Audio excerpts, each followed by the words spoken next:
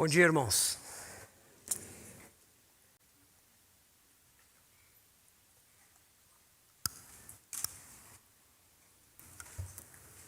Vamos abrir as nossas Bíblias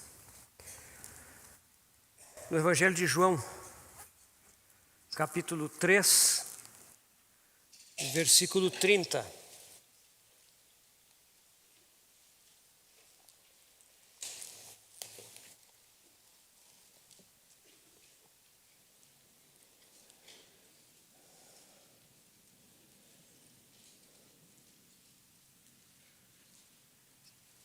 Ao lermos estes versículos iniciais, vamos procurar permitir que o Espírito Santo focalize os nossos corações naquilo que Ele quer nos falar. João 3:30. Convém que Ele cresça e que eu diminua. Romanos 8, versículo 29.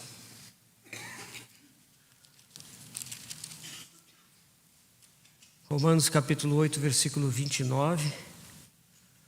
Porquanto aos que de antemão conheceu, também os predestinou para serem conformes à imagem do seu Filho, a fim de que ele seja o primogênito entre muitos irmãos.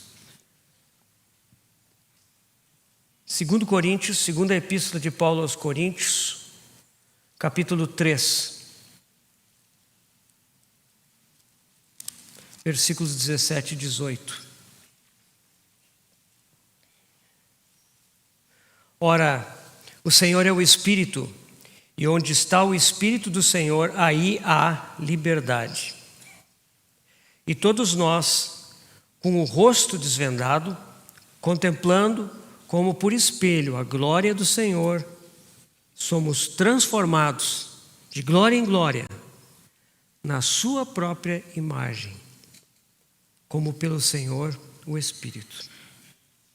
E por fim, o nosso texto, que é o versículo-chave dessa conferência, Gálatas 4:19. Meus filhos, por quem de novo sofro as dores de parto, até ser Cristo formado em vós. Vamos orar. Senhor, nós estamos aqui mais uma vez. Tu és o nosso pastor, nós somos o rebanho do teu pastoreio. Vem pastorear-nos com a tua voz. Queremos ouvir a voz do nosso pastor. Nenhuma outra voz nos é suficiente.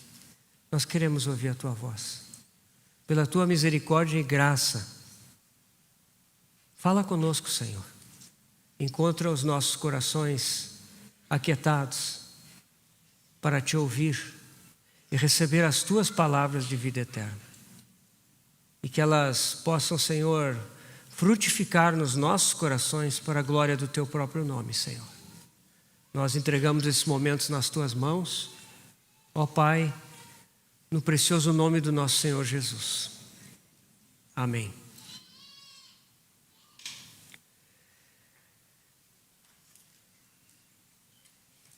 Vamos fazer uma pequena recapitulação, pequena mesmo, irmãos. Eu comecei compartilhando com os irmãos no primeiro dia, na segunda-feira à noite, já fazem 3 dias. Pela graça do Senhor, Ele nos tem abençoado esse tempo todo.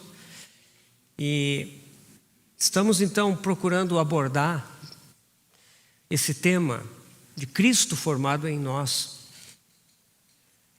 em 3 etapas. A primeira que já vimos, Cristo implantado em nós, a sua vida nos foi dada. Hoje queremos ver Cristo formado em nós, que é o tema dessa conferência, ou seja, como essa vida que nós recebemos toma forma, cresce, avança, se manifesta em nós. Para então amanhã na última sessão da manhã, abordarmos o terceiro aspecto, que é o resultado desse processo em nós, que é Cristo glorificado em nós. Existe entre muitos cristãos um certo sofisma de que a vida espiritual, a nossa vida espiritual, ela cresce como que espontaneamente. Nós nascemos de novo, recebemos a vida de Cristo e após isso, então, essa vida vai crescer espontaneamente nas nossas vidas. Basta que mantenhamos alguns hábitos, como ler um pouco da Bíblia, orar de vez em quando, ter alguma comunhão com irmãos e irmãs, ir a algumas reuniões. Alguns até vão a conferências. Mas a pergunta é, será que isso é suficiente para que Cristo seja formado em nós?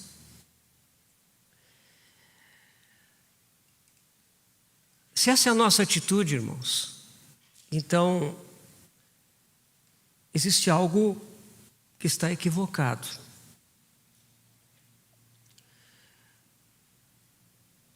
A vida que nós recebemos, ela não é apenas uma influência ou um poder que por si só nos afasta do que é mal e nos conduz para aquilo que é bom.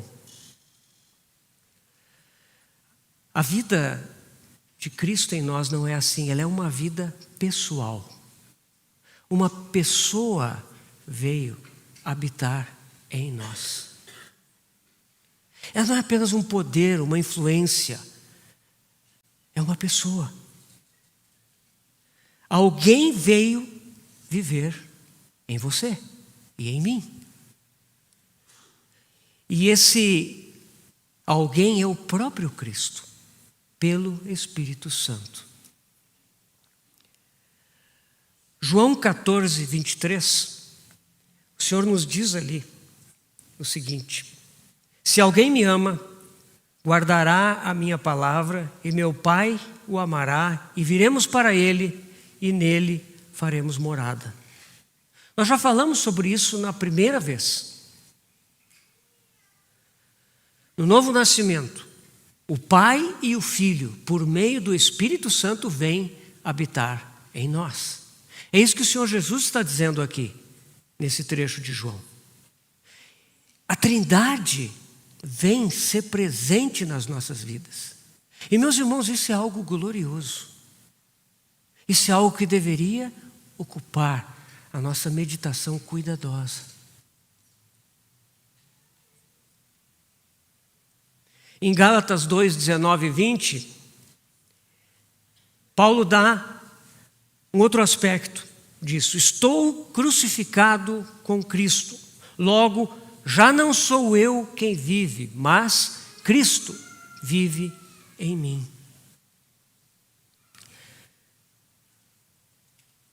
Aqui, Paulo nos explica o pleno efeito da obra da cruz nas nossas vidas. Cristo vive em nós agora.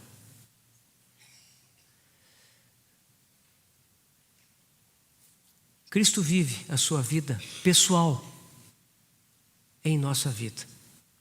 Meus irmãos, quando nós falamos Cristo vive em mim, já não sou eu quem vive, mas Cristo vive em mim. Isso não quer dizer que a nossa personalidade será anulada. Muitas pessoas, elas vão adiante do que a Escritura diz.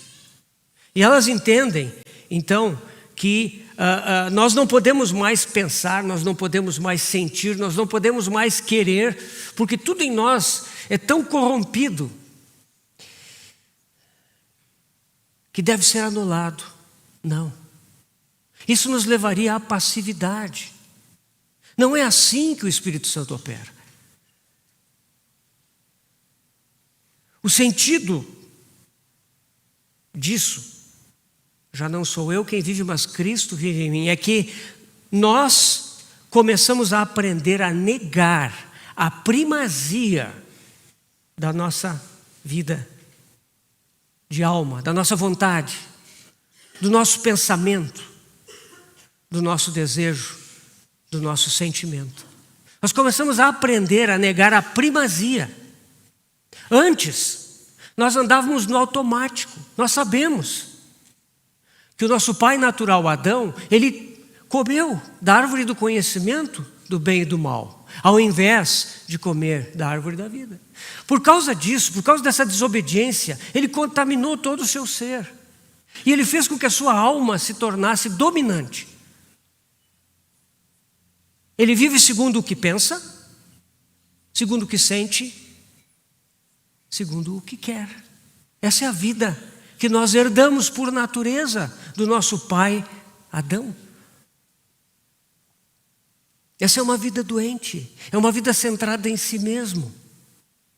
E quando Cristo vem viver a sua vida em nós, e nós aprendemos a não viver mais por nós mesmos, quer dizer que a primazia dessa vida natural começou a ser negada para que Cristo tenha a primazia. Agora então nós reconhecemos que no novo nascimento tem uma outra pessoa vivendo em nós. E nós começamos então a ouvir essa pessoa. Começamos a dar lugar a essa pessoa. Começamos a perceber essa pessoa. Não só quando nós estamos nos momentos de oração, leitura da palavra, ouvindo a palavra de Deus na reunião, mas também no nosso dia a dia. Nós começamos a entender essa pessoa. Tem uma pessoa em nós. E nós interagimos com essa pessoa. E o nosso relacionamento com essa pessoa vai amadurecendo. E é assim que Cristo vive em nós. Hoje, então, nós queremos avançar para entender como é que Cristo é formado em nós. Nós vamos ver algumas coisas.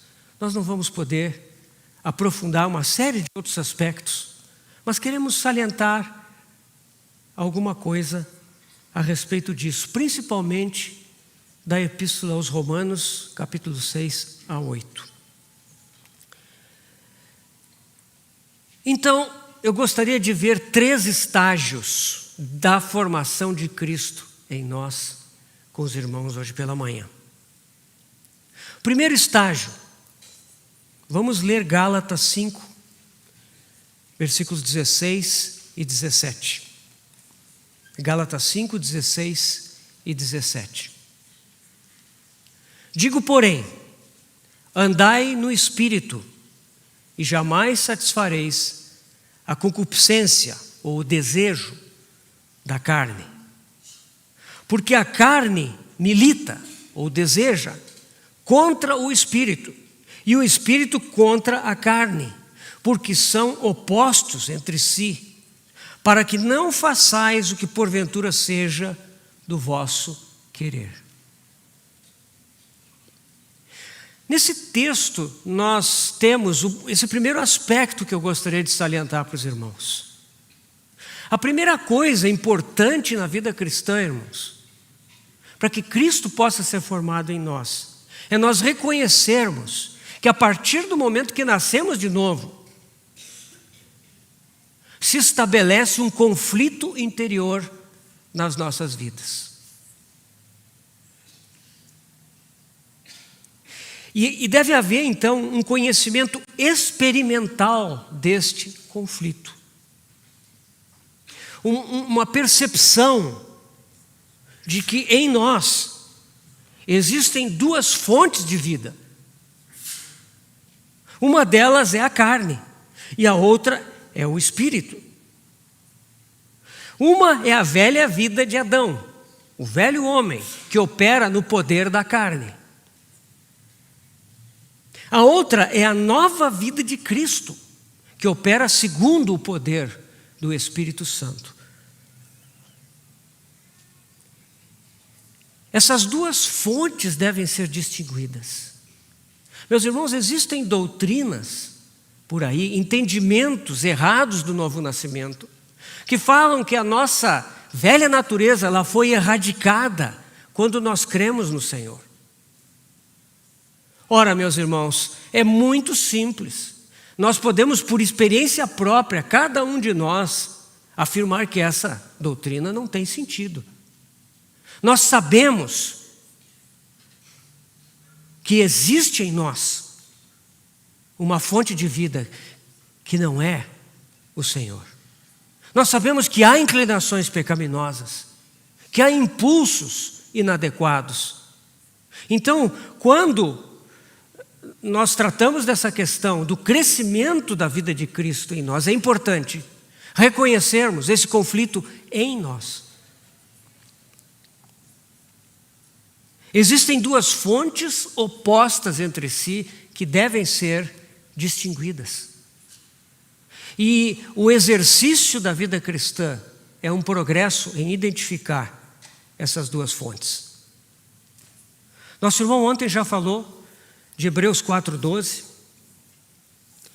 O texto de Hebreus ali nos diz assim, 4 versículo 12, né?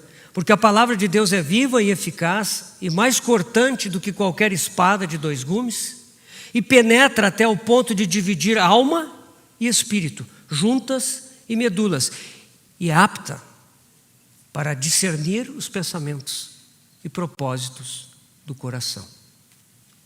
Então, aqui nós vemos a necessidade de distinção entre alma e espírito. Quando Adão comeu da árvore do conhecimento do bem e do mal, imediatamente a sua alma se tornou super desenvolvida.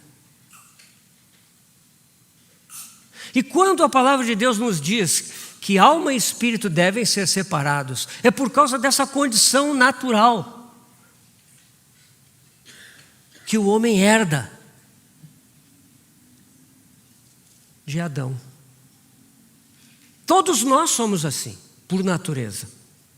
E, portanto, a alma sufocou completamente o espírito. Aquele lugar onde a vida de Deus deveria habitar, aquele lugar onde o Espírito Santo vem habitar no novo nascimento, aquele lugar da onde devem irradiar as fontes da nossa vida. E é por isso que é necessário que haja essa separação. Por isso que o texto fala que a palavra de Deus que faz essa separação, ela vai nos capacitar a discernir os pensamentos e propósitos do nosso coração. Por natureza, o nosso coração é corrupto. E por causa disso, nós não podemos confiar no nosso coração, na sua condição natural. Então a palavra de Deus vem, usada pelo Espírito Santo para nos fazer entender o que vem de um lado, o que vem do outro. É por isso que é muito importante que essa diferença seja deixada clara. Se essa diferença não ficar clara, meus irmãos, o nosso crescimento em Cristo vai ser grandemente comprometido e até mesmo impedido.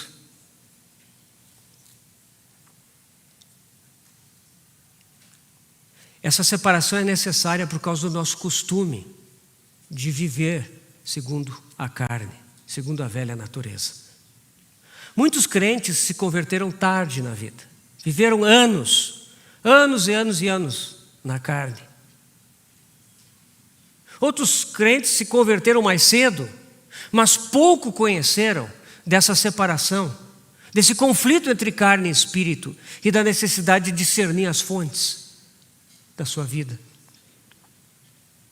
Por isso que é muito importante que nós venhamos a ser exercitados pelo Espírito Santo em distinguir as fontes do nosso viver. Separar alma e espírito não quer dizer cortar a ligação entre alma e espírito. Se isso acontecesse, se isso pudesse acontecer, qual seria o resultado? O mesmo que nós acabamos de falar. Passividade. A nossa alma é a nossa personalidade. E ela não pode ser anulada. Separar alma e espírito quer dizer romper o domínio da alma sobre o espírito. Quer dizer cooperar com o Espírito Santo para que haja esse rompimento. de forma que a nossa alma aprenda a cooperar ativamente com o Espírito. Eu continuo usando, desenvolvendo a minha capacidade mental, mas agora a minha capacidade mental começa a aprender a servir ao Espírito Santo que habita em mim. Eu não nego meus sentimentos, mas eu começo a aprender a identificar os meus sentimentos com os sentimentos do Senhor. Os meus sentimentos que antes eram centrados em mim mesmo, que ficavam feridos quando eu ficava ofendido, que ficavam empolgados quando eu era satisfeito, que se moviam de acordo com o meu eu. Agora, eles começam a se identificar com os sentimentos do Senhor. Isso é transformação. A mesma coisa com relação à vontade. Antes eu ficava satisfeito com a minha própria vontade. E eu ficava frustrado quando a minha vontade não era satisfeita. Mas agora eu começo a aprender que essa vida que está em mim, ela tem uma vontade. E eu começo a conhecer essa vontade, a me identificar com essa vontade. E isso não é algo que acontece de forma autoritária, como se o Senhor impusesse a sua vontade sobre nós. Não. À medida, irmãos, que nós vamos conhecendo essa vontade, nós começamos a descobrir que andar nessa vontade é o que nos traz verdadeira alegria, verdadeira satisfação. Que quando nós negamos a nós mesmos e andamos na vontade do Senhor, nós encontramos alegria permanente.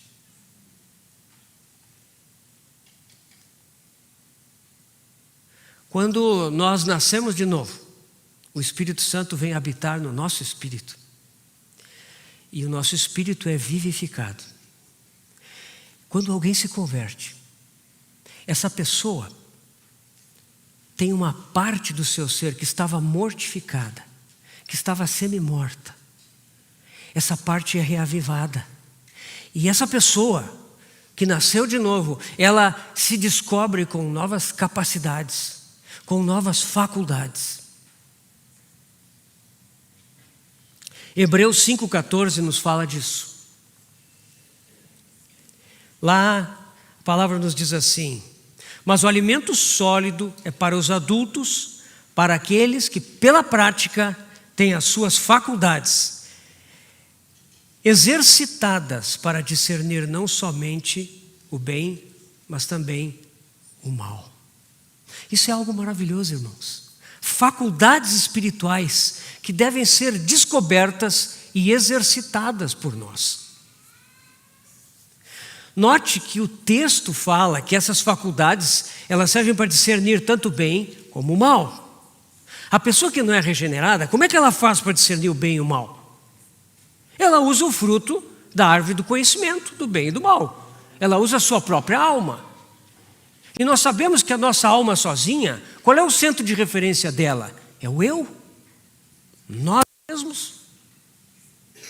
Mas aqui nós vemos que aquele que nasceu de novo, aqueles que cresceram, que são adultos, eles têm faculdades espirituais que devem ser exercitadas. E quando essas faculdades, essas capacidades espirituais são exercitadas, começa a ficar muito claro o que é o bem e o que é o mal. Não pelo nosso raciocínio isolado, não pela nossa própria vontade ou sentimento, mas porque nós, pelo Espírito de Deus no nosso espírito, começamos a perceber o que é bom aos olhos de Deus, o que é mal aos olhos de Deus. Então, essa é a vida cristã que nós recebemos. A tragédia disso é que muitos cristãos não exercitam essas capacidades ou faculdades espirituais. Ou exercitam muito pouco. Não avançam no exercitar estas faculdades. Se eles não avançam, eles permanecem crianças. Eles permanecem dependentes do leite. Eles permanecem dependentes dos outros. Eles não avançam em conhecer a Cristo, em ter Cristo formado neles, e ao mesmo tempo, eles são um peso para os demais irmãos, porque estão sempre precisando ser assistidos, receber comida pré-digerida, receber leite. A questão importante, irmãos, é nós reconhecermos que há um conflito envolvido nisso. Embora nós tenhamos nascido de novo, o nosso velho homem, o nosso eu, ele não está nem um pouco disposto a ceder à sua posição de primazia. O velho homem aceita ler a Bíblia, aceita ir a reuniões, aceita até mudar alguns hábitos externos, mas não aceita ceder à sua liderança na nossa vida pessoal. O comando deve ser dele. Dizendo de forma mais clara, o comando deve ser nosso. Quando nós falamos do velho homem, nós gostamos de enxergar ele como uma coisa separada. Como se fosse alguma coisa em nós que já está apartada. Não, irmãos. O velho homem está aqui. Somos nós mesmos. E o caminho do crescimento cristão é quando nós identificamos que esse velho homem continua lá ativo. E quando nós tomamos a devida providência em relação aos seus impulsos, à sua mente, nós vamos ver isso agora em seguida. Então, irmãos, esse conflito de Gálatas 5, ele deve ser reconhecido. A carne milita contra o espírito e o espírito contra a carne, porque são opostos entre si. Paulo diz claramente: andais no espírito e jamais satisfareis a concupiscência ou o desejo da carne. Ou seja, se nós não andarmos no espírito, o que vai acontecer? Nós vamos certamente satisfazer os desejos da nossa carne.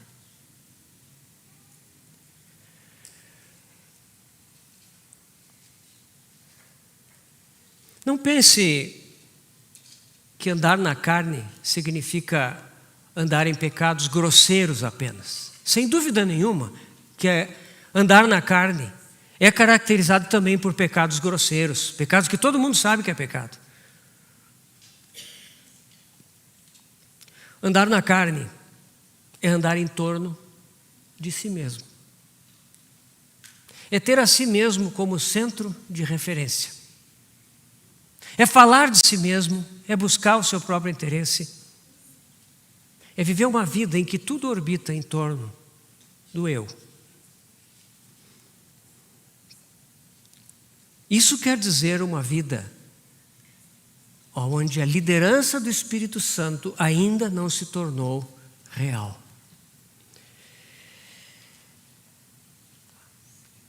A vida que nós recebemos, meus irmãos, é uma vida muito diferente da vida velha de Adão, da vida centrada no eu. A vida que nós recebemos é a vida de Cristo. É uma vida dependente do Pai. É uma vida que depende de um andar de comunhão com o Pai. E não só comunhão, mas uma comunhão responsiva. Uma comunhão que está diante dele, que o ouve e que responde ao seu falar, ao seu mover. Nós não vamos ter tempo de examinar aqui esse aspecto. Seria muito interessante que pudéssemos entrar na questão do modelo dessa vida. A vida que está em nós, que tipo de vida é essa? O Evangelho de João, ele nos descreve a vida do Senhor Jesus de uma forma muito peculiar. Ali nós vemos como o Senhor, sendo Filho de Deus, como Ele vindo em carne, Ele tendo se esvaziado da sua glória e da sua majestade, como Ele aprendeu a obediência. Hebreus fala que Ele aprendeu a obediência. Filipenses fala que Ele tornou-se obediente. Como assim? Nós somos desobedientes. Sim, nós somos desobedientes inveterados. Precisamos, sim, desesperadamente aprender a obediência com o Senhor. Mas o nosso Senhor é Deus. O Senhor, Ele é igual a Deus. Ele não julgou como usurpação o ser igual a Deus. Ele se esvaziou, mas Ele é Deus. Ele nunca deixou de ser Deus. E, portanto, aqui em sua humanidade, Ele teve que aprender algo que Ele nunca havia experimentado. Ele teve que aprender a ser obediente. Na Trindade só existe autoridade. Autoridade de plena harmonia. Mas agora, o Filho do Homem, nos dias da sua carne, ele teve que aprender a obediência. Ele teve que aprender a ter comunhão com o Pai. Dia a dia, momento após momento. Conhecer o coração do Pai. Conhecer a vontade do Pai. E jamais andar à parte da vontade do Pai. Meus irmãos, o nosso Senhor, Ele poderia fazer o que quisesse de si mesmo. Porque Ele não tem pecado. Ele é perfeito. Mas como Ele seria o nosso Salvador? Como Ele poderia nos dar a sua vida de humanidade perfeita sem se tornar completamente obediente ao Pai? Por isso Ele aprendeu a obediência. Quando nós olhamos o Evangelho de João, nós vemos o Senhor dizer que o seu ensino, o seu falar, não era dele, mas era do Pai.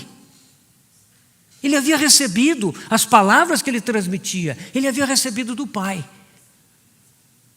Quando o Senhor é questionado quanto às suas obras, ele diz que as obras que ele fazia eram aquelas obras que o Pai lhe mostrava. Na sua comunhão com o Pai, o Senhor entendia quais eram as obras que ele deveria fazer. Os juízos que o Senhor fazia, os julgamentos, os discernimentos do Senhor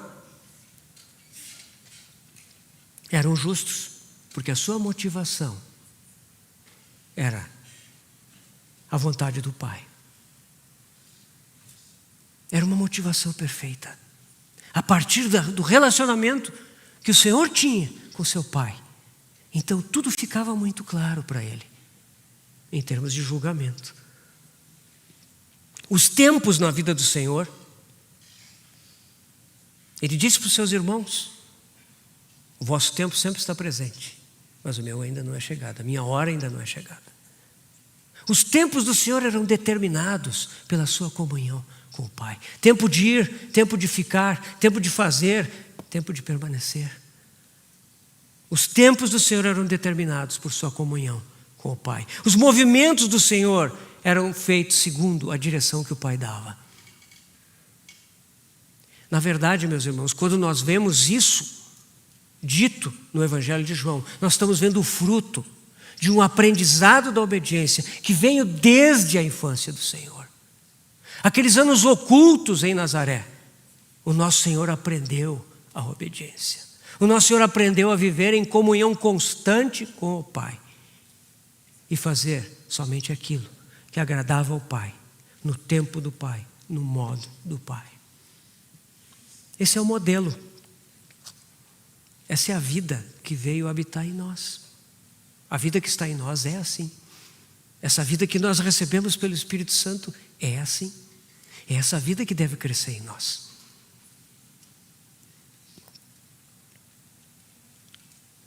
Gálatas 6:8.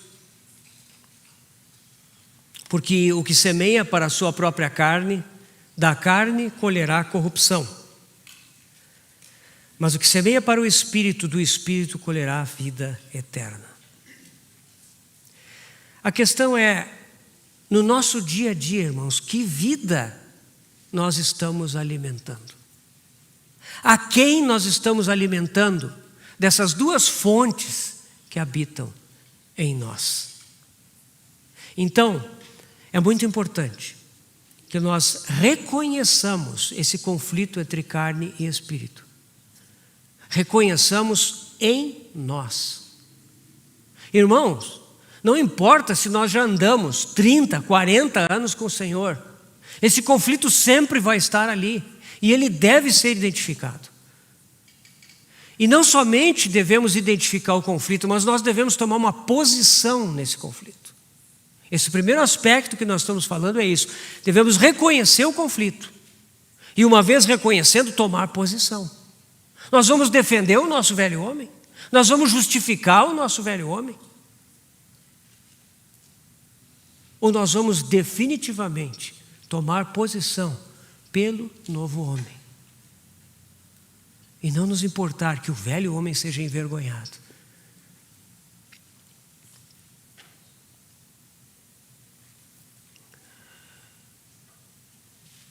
O Espírito Santo deseja falar conosco. O Espírito Santo deseja nos levar ao arrependimento. Meus irmãos, existem algumas disciplinas cristãs que têm sido abandonadas, porque elas não são atrativas para a carne, para o velho homem. Uma delas é o arrependimento. Como nós achamos que o arrependimento é para aqueles que não conhecem o Senhor ainda? Eles têm que se arrepender dos seus pecados. Mas, irmãos, o arrependimento é uma disciplina constante na nossa vida cristã. Deve ser. Porque o arrependimento é fruto de nós termos sido iluminados pelo Espírito Santo quanto a coisas que são indevidas na nossa vida. Essas coisas, elas devem ser reconhecidas, confessadas e abandonadas. Nós justificamos ou minimizamos a impureza, o amor ao mundo, as inimizades, os ciúmes, as invejas, as dissensões, as facções, a ira. Nós negligenciamos a palavra de Deus, ficamos por causa disso conformados a essa cultura humanista de pecado. Isso significa que nós, na verdade, não reconhecemos o conflito. Nós estamos acomodando esse conflito. Nós não estamos tomando posição nesse conflito. Se nós estamos tomando posição, irmãos, então o arrependimento deve ser uma coisa constante na nossa vida.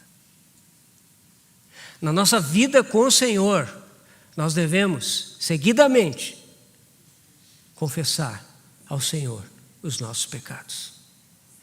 E caso os nossos pecados envolvam outras pessoas, nós devemos pedir perdão a essas pessoas. Essa é uma disciplina fundamental na vida cristã. 1 João 1, versículos de 8 a 10. Olha o que João diz.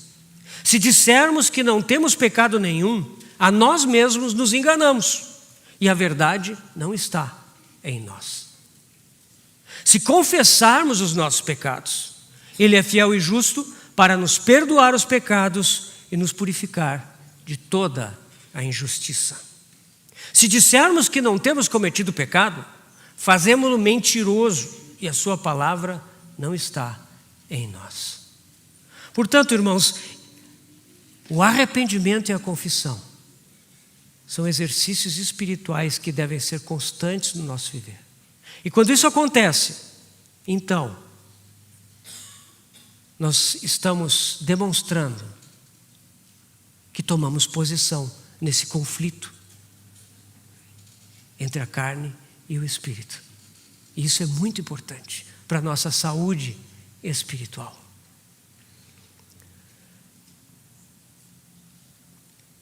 Segundo aspecto na questão de Cristo ser formado em nós. Já vimos então, reconhecer o conflito e tomar posição nele, a favor do espírito e contra a carne. Segundo aspecto, contemplar a obra de Cristo na cruz. Se nós reconhecemos esse conflito, e se nós tomamos posição, então, agora nós precisamos entender como é que nós podemos avançar.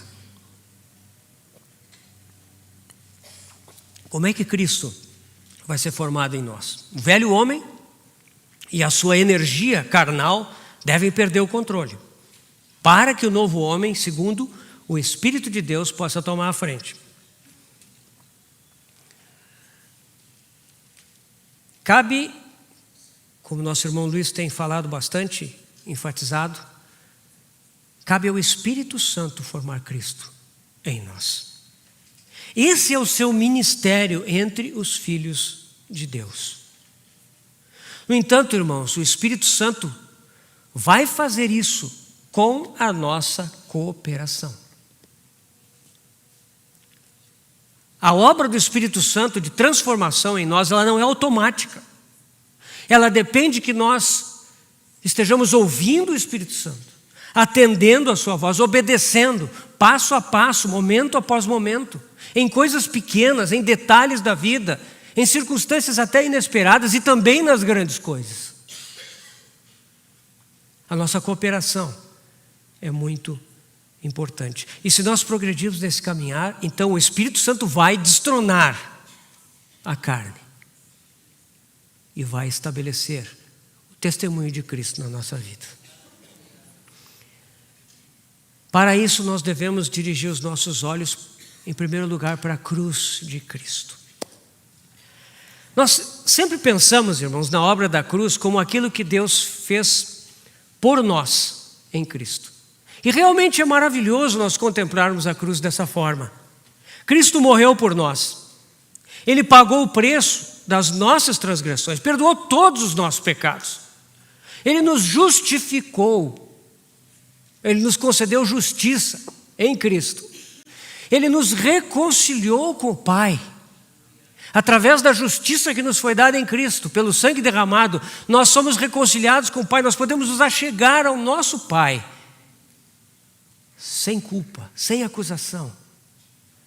Que maravilha, não é? Ele nos livrou do juízo eterno. Ele nos deu a vida eterna, para que não temamos mais a morte. Esse é o aspecto objetivo da cruz. Deus já fez isso em Cristo. E nós olhamos a isso, ao que Deus fez em Cristo na cruz, e nós cremos, e nós recebemos tudo isso pela fé. Nós não temos que fazer nada senão crer. E isso é maravilhoso, irmãos. Isso é o que Cristo fez por nós. No entanto, existe um outro aspecto da cruz de Cristo, que é o aspecto subjetivo dessa cruz. Trata-se daquilo que Deus fez em nós. Não é somente por nós, é o que Ele fez em nós, lá na cruz. Esse aspecto da cruz se refere a algo interior, que é efetuado nas nossas vidas por meio do Espírito Santo. Esse aspecto exige fé, sim. É preciso crer. Mas também exige a nossa cooperação ativa para que ele se cumpra plenamente em nós. Vamos ler Romanos capítulo 6. Romanos 6, de 3 a 5.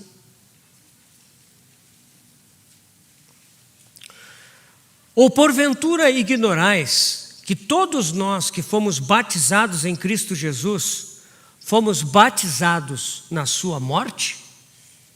Fomos, pois, sepultados com ele na morte, pelo batismo, para que como Cristo foi ressuscitado dentre os mortos, pela glória do Pai, assim também andemos nós em novidade de vida. Porque se fomos unidos com ele na semelhança da sua morte, certamente o seremos também na semelhança da sua ressurreição.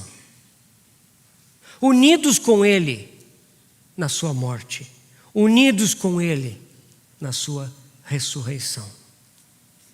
Eu espero que esse trecho de Romanos fique claro para todos nós. Cristo não somente morreu por nós e nos concedeu, por sua graça, tudo aquilo que nos foi dado na cruz do Calvário, mas Cristo também nos incluiu na sua morte e na sua ressurreição. Nós somos unidos com ele É o que diz a palavra aqui. Unidos com Ele na sua morte e na sua ressurreição. Isso quer dizer que quando o Senhor morreu por nós naquela cruz, Ele nos carregou para dentro da sua morte com Ele. E quando Ele ressuscitou, Ele nos carregou com Ele mesmo na sua ressurreição. Essa é a união que nós temos em sua morte e ressurreição. Isso é algo que nós devemos experimentar.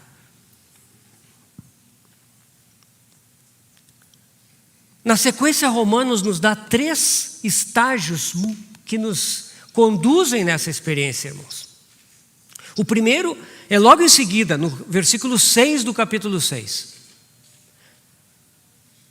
Quando nos é dito o seguinte: sabendo isso, que foi crucificado com ele o nosso velho homem, para que o corpo do pecado seja anulado, e não sirvamos o pecado como escravos. Então, primeiro nós devemos saber esse fato que foi declarado nas Escrituras.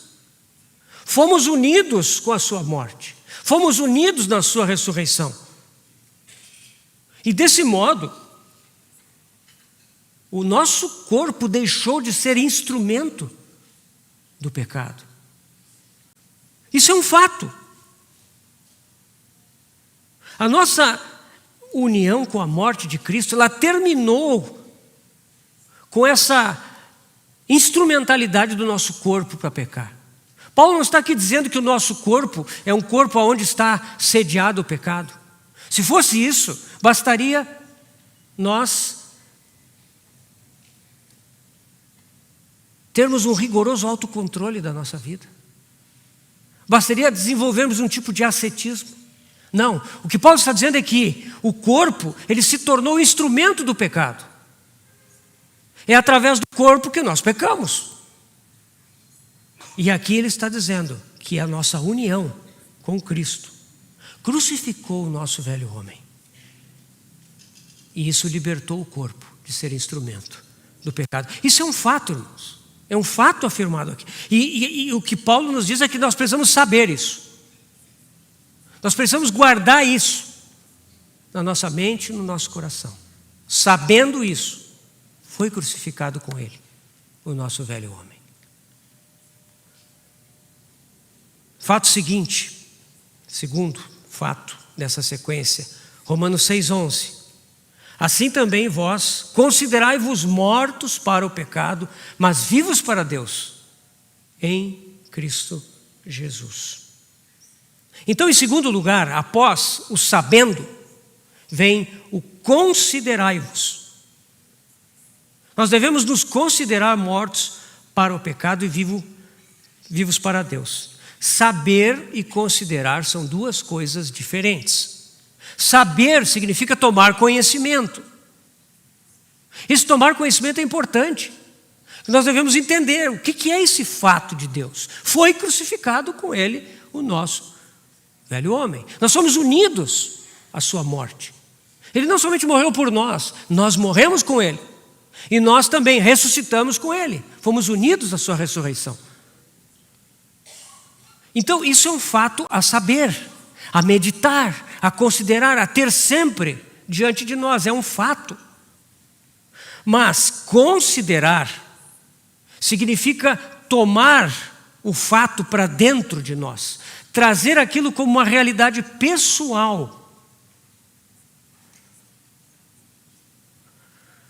Fazer com que isso seja algo concreto para nós.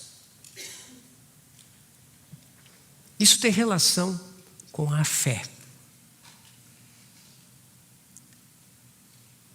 A fé é que torna o fato algo concreto para nós. A fé é essa faculdade espiritual pela qual eu vejo que Deus fez algo e então eu tomo aquilo para mim. E o Espírito Santo torna isso algo real. Então, considerai-vos depois de saber. E por fim, Romanos 6,13. Oferecei-vos a Deus como ressurretos dentre os mortos e os vossos membros a Deus como instrumentos de justiça. Então, em terceiro lugar, após saber, após considerar-se, nós devemos nos oferecer. Antes, os nossos corpos, os nossos braços, nossa mente, nossos olhos, nossas pernas, todo o nosso corpo era instrumento do pecado. Mas agora que essa vida está em nós, essa vida deve então fazer com que o nosso corpo seja instrumento de justiça, segundo Deus. Então esse é o nosso oferecimento. Nós fazemos uma oferta de nós mesmos a Deus, em função dessas realidades que nós tomamos para nós pela fé. Esse é o caminho da santificação. Portanto, irmãos, o caminho para que Cristo seja formado em nós tem como fundamento a obra que Cristo fez por nós na cruz. Nós olhamos para o que Ele fez por nós. Meus irmãos, nós não podemos pensar que nós vamos crescer em santidade, que nós vamos experimentar a morte do velho homem e a ressurreição do novo homem, a parte de contemplarmos o que Cristo fez por nós na cruz. Então é muito importante que nós vejamos esse segundo aspecto da cruz, o aspecto subjetivo. Fomos colocados, unidos na sua morte. Assim como fomos unidos à sua ressurreição. Cristo fez isso já no Calvário. Mas nos cabe entrar na experiência disso no dia a dia. E aí nós chegamos então ao terceiro ponto.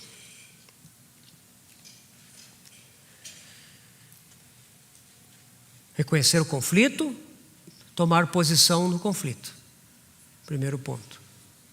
Contemplar a obra de Cristo na cruz, no seu aspecto subjetivo. Segundo ponto. Agora, o terceiro ponto. Depender do Espírito Santo.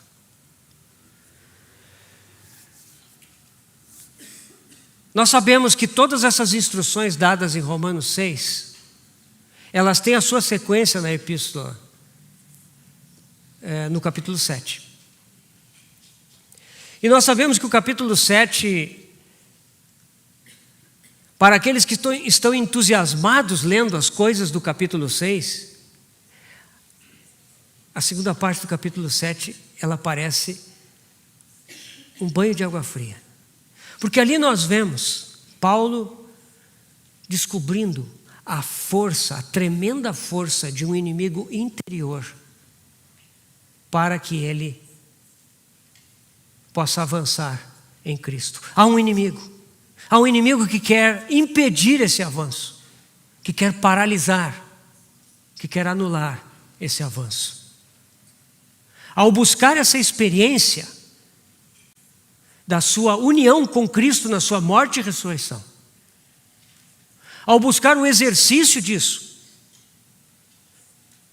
ao saber, ao considerar-se pela fé morto para si mesmo e vivo para Deus, e ao oferecer os seus membros como instrumentos de justiça, Paulo descobre o poder do pecado em si mesmo.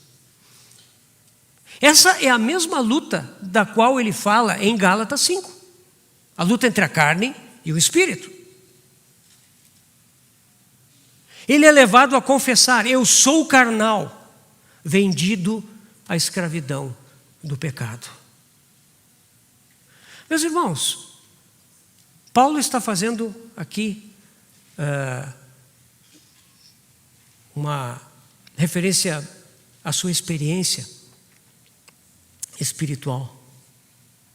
E eu pergunto, irmãos, será que nós já fizemos essa confissão? Nós mesmos?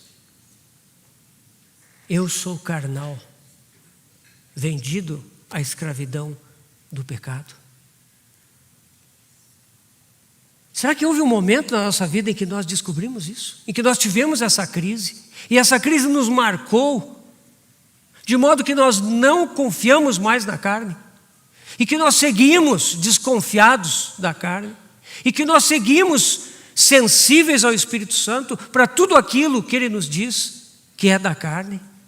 De modo que possamos levar isso ao altar da morte, na cruz. Já admitimos para nós mesmos que há uma natureza carnal em nós?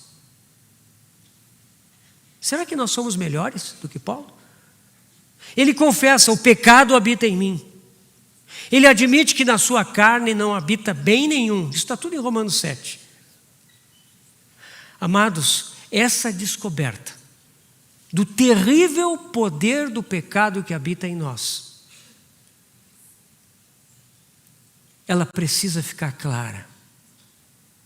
Essa descoberta de que há um velho homem e que ele deseja nos conduzir, nos inclinar, nos impulsionar a viver segundo a carne, a viver segundo este mundo, ela é muito importante para nós.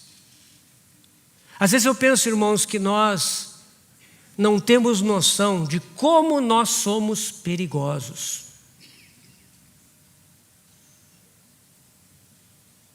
Às vezes a gente vê uma instalação elétrica, né, que tem aquele raiozinho, né, desenhado, né, uma caveirinha e 2 ossos, né, que é para as pessoas se afastarem dali, né, porque aquilo ali é um lugar que tem perigo, né.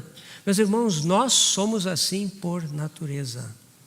Nós somos perigosos, porque esse velho homem está em nós. Pela graça de Deus, todos nós temos em alguma medida aprendido algo do Senhor para negar esse velho homem e dar lugar a Cristo. Mas, irmãos, nós jamais podemos ser negligentes. É por isso que nós precisamos cultivar essa relação de comunhão dependente com o Senhor, para que não haja lugar para que esse velho homem se manifeste. Pode ser que aqueles pecados mais evidentes, você já esteja livre deles por muito tempo. Mas não se engane, meu irmão, a carne é sutil. A carne, ela pode ser elegante, a carne pode ser espiritual, pode ser até bíblica. Então, que o Senhor nos leve a esse reconhecimento, essa consciência de que enquanto nós vivemos aqui nessa vida, meus irmãos, nós temos em nós essas 2 fontes. E se nós formos negligentes, se nós começarmos a alimentar a fonte errada e negligenciar a fonte correta, nós vamos andar na carne.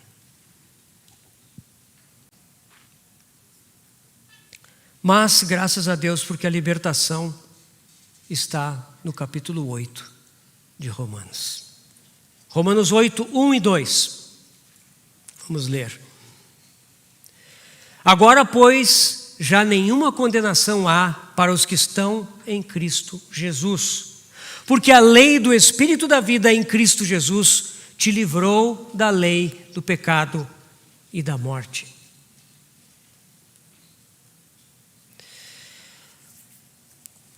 Duas leis aqui. A lei do Espírito da vida e a lei do pecado e da morte. Por meio de Moisés, Deus estabeleceu uma lei. E o próprio Paulo nos diz em Romanos 7 que essa lei é espiritual, é santa, justa e boa. Não pense que a lei, por causa da graça, ela foi descartada. Não. Nosso irmão falou sobre isso ontem. Sobre o fato de que hoje existe um evangelho que diz que não tem mais lei, não tem mais regra, tudo é graça. Não. O que o Senhor disse sobre a lei no Sermão do Monte? Não passará um i ou um til da lei, sem que tudo se cumpra. E ele disse: eu vim para cumprir e não para revogar. E a vida de Cristo em nós, ela vem para que a lei seja cumprida. Pela força e o poder do Espírito Santo. Então, essa lei é espiritual, justa e boa. Ela deve ser cumprida em nós, a lei de Deus. Não foi revogada nem será. No entanto, o pecado entrou em nós com a desobediência de Adão e Eva. E por causa disso, um princípio de vida foi enraizado em nós, que é o princípio da desobediência. Este princípio nos aprisionou a uma lei, e essa é a lei do pecado e da morte. Estamos debaixo dessa lei. Segundo essa lei, nós sempre iremos pecar. E como resultado, fruto dessa lei, nós iremos morrer. O salário do pecado é a morte. Isso está na nossa Constituição, essa lei está gravada na nossa Constituição. Nós pecamos porque temos a natureza de pecadores. Ninguém aprende a pecar. A filosofia desse mundo diz que as pessoas são ensinadas a serem más. Não, nós somos maus por natureza. Porque habita em nós uma vida que é corrompida. E ela segue uma lei que se chama lei do pecado e da morte. Essa lei é como a gravidade. A massa da Terra, nosso planeta, ela atrai os objetos que estão sobre ela para o seu centro. Newton foi inspirado a formular a lei da gravidade ou da gravitação universal, né? Após ele ter notado uma maçã cair de uma árvore sobre a qual ele estava sentado. Tem algumas fábulas que são acrescentadas, né? Alguns dizem que a maçã caiu na cabeça do Newton, né? Mas o que os historiadores dizem é que isso não aconteceu. Ele simplesmente reparou que a fruta, pum, caiu. E ele não descobriu aquilo naquele momento, assim, descobri a lei da gravidade. Não, aquilo ficou como um fato. E anos depois, Newton, pensando, formulou essa lei. Mas o que importa, existe a lei da gravidade, né? Não adianta, qualquer coisa que eu jogar aqui, não vou jogar a minha Bíblia, né, irmãos? Mas ela vai ser atraída pelo centro da Terra, né? Porque existe essa lei, e essa é uma lei irrevogável aqui na Terra. Ela sempre ocorre. Quando nós viajamos, muitos talvez tenham vindo para cá de avião, né? Até São Paulo, até alguma cidade próxima. Um jato comercial, desses que nós usamos para voos domésticos, ele quando está cheio, ele pesa de 60 a 80 toneladas. Como é que esse peso todo pode ser erguido da terra e vencer a lei da gravidade? E viajar a quilômetros de altura e chegar ao seu destino?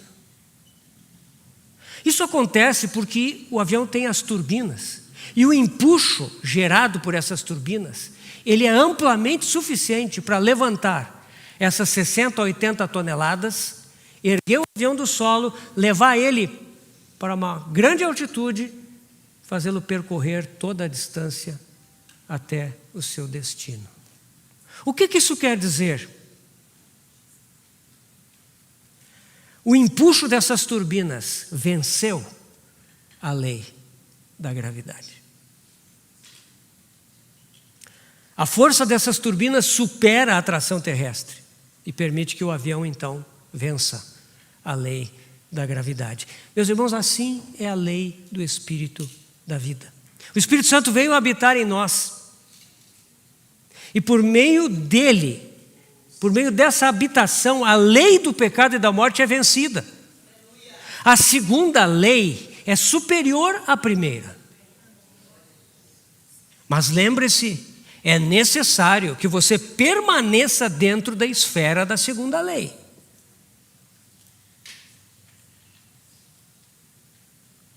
Qualquer objeto que está fora do avião, ele vai imediatamente ser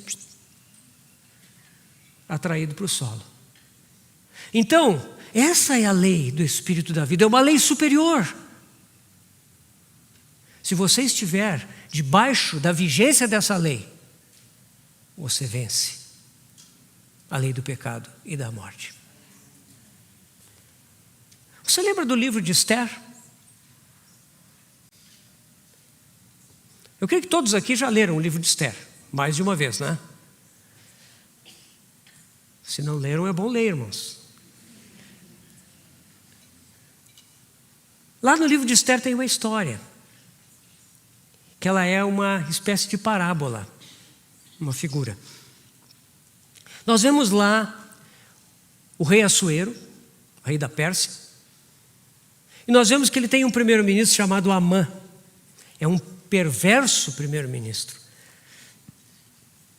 Amã, ele recebeu do rei o anel para colocar o seu selo nos decretos reais. E, por meio dessa autoridade, ele publicou um decreto para eliminar o povo judeu, para massacrar os judeus em todo o Império Persa. Segundo a lei dos medos e dos persas, que a gente lê lá tanto em Daniel como em Esther, segundo a lei dos medos e dos persas, ninguém podia revogar decretos assinados com o anel do rei. Os decretos do rei são irrevogáveis. Vocês lembram da história de Esther, né? Que Amã foi revelado, seus intentos perversos foram revelados, né? Esther foi usada para que ele fosse exposto. E ele foi enforcado. Mas o problema continuava. O decreto de eliminação e massacre dos judeus continuava vigente e não podia ser revogado. Não tem jeito. Qual é o jeito? Aí nós vemos Mordecai. Mordecai é um tipo do Espírito Santo nesse livro. O que Mordecai faz? Ele escreve um novo decreto. Ele não muda o decreto anterior, mas por meio do novo decreto, os efeitos desse decreto superam o decreto anterior. Como o primeiro decreto ainda estava válido, os inimigos dos judeus em todo o império poderiam ainda se levantar, atacá-los, matá-los e tomar suas propriedades.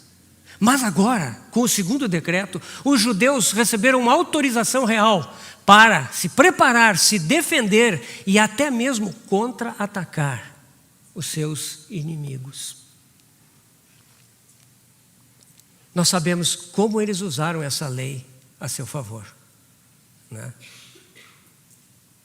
Então, eles venceram. Isso é uma figura da lei do Espírito da vida. A lei do pecado e da morte, ela não foi revogada. O velho homem ainda habita em nós com as suas inclinações, com as suas tendências, com seus apelos. Mas uma lei maior foi publicada. Pelo Espírito Santo de Deus, a lei do Espírito da vida, que triunfa sobre a lei do pecado e da morte. Então, meus irmãos, se nós vivemos no contexto dessa nova lei, se nós andarmos no Espírito, então essa lei se torna real em nós. E por meio desta nova lei, de viver na esfera dessa lei, todas as manifestações da carne serão vencidas. E as virtudes da vida de Cristo serão manifestadas. Esse é o caminho. Tem dois aspectos em Romanos 8 ainda, que nós devemos chamar a atenção, que se referem à prática, ao cuidar para que vivamos na esfera dessa nova lei. Romanos 8,13. Porque se viverdes segundo a carne, caminhais para a morte, mas se, pelo Espírito, mortificardes os feitos do corpo, certamente vivereis. Se nós andarmos no Espírito, essa experiência de mortificação deverá ser uma experiência cotidiana. Meus irmãos, nós não gostamos de falar em mortificação. Nós queremos vida, nós queremos ser vivificados. Mas não pode haver ressurreição sem haver a operação da morte. Então, pelo Espírito, não é você, meu irmão, não é você, minha irmã, que mortifica, não, é o Espírito Santo. Ou seja, quando você percebe aquela manifestação da carne, quando você percebe aquele sentimento inadequado, aquele pensamento, e o Senhor lembra você que isso não é dele, então você olha para a cruz de Cristo e você lembra, eu fui unido com ele na sua morte. E portanto eu recuso esse tipo de coisa. Se por acaso você já pecou por causa disso, então confesse o seu pecado ao Senhor. Denuncie o seu velho homem e siga a sua vida. Mas não deixe isso passar assim de qualquer jeito. Nós vamos notar que se nós caminharmos assim, que haverá uma crescente sensibilidade da nossa parte para os feitos do corpo ou para as manifestações da carne. No início da nossa vida cristã, talvez as coisas mais grosseiras, elas ficam claras. Mas à medida que nós vamos caminhando, meus irmãos, nós vamos percebendo as sutilezas da nossa carne, do nosso eu. As sutilezas dos enganos de Satanás. As seduções desse mundo. Nós começamos a ficar sensíveis, porque o Espírito Santo de Deus começa a falar conosco, a se mover em nós.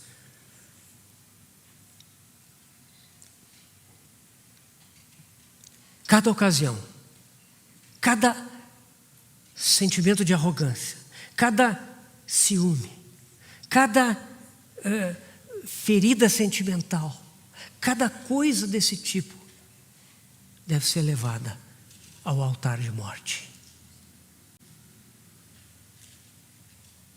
Não importa se são atos pecaminosos, se são desobediências ou se são apenas pensamentos ou intenções. Tudo isso deve ser levado à cruz de Cristo, ao fato de que nós somos unidos na sua morte.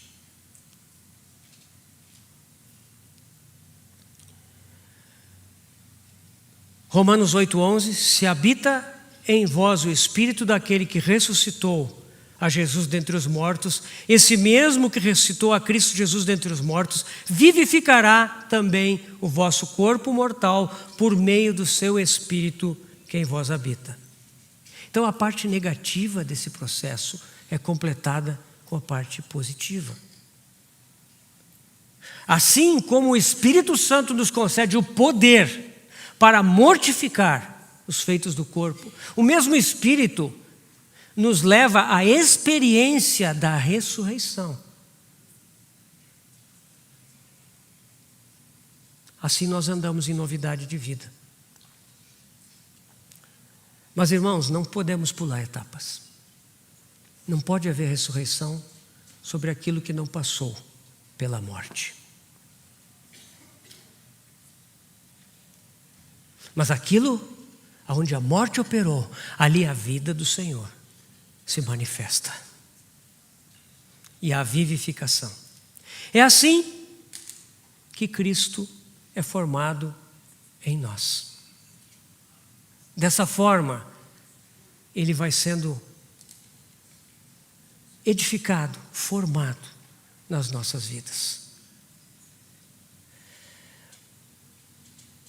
Se nós atendermos ao Espírito Santo, ele vai falar com a nossa consciência. A consciência é uma função do Espírito. Meus irmãos, isso é um aprendizado. Nós ouvimos a voz do Espírito Santo. Essa voz sempre vem de acordo com a palavra de Deus. Tenhamos cuidado com isso. Por isso é tão importante que nós sejamos ricos da palavra de Deus. Estejamos sempre nos enchendo com a palavra de Deus. Estejamos permitindo que essa palavra nos lave. Lave as nossas mentes, lave os nossos sentimentos. Que essa palavra crie em nós uma cultura Cultura são valores pelos quais nós vivemos. Essa palavra deve nos lavar, deve nos formatar de uma maneira que aí nós vamos poder ouvir a voz da consciência. O Espírito Santo precisa dessa base para falar conosco. E Ele vai falar. E se nós ouvirmos a voz da consciência, o Senhor vai nos dar mais oportunidades de ouvi-lo. Se nós não ouvirmos, nós podemos entristecer o Espírito de Deus. Se seguirmos não ouvindo, nós podemos apagar o Espírito de Deus.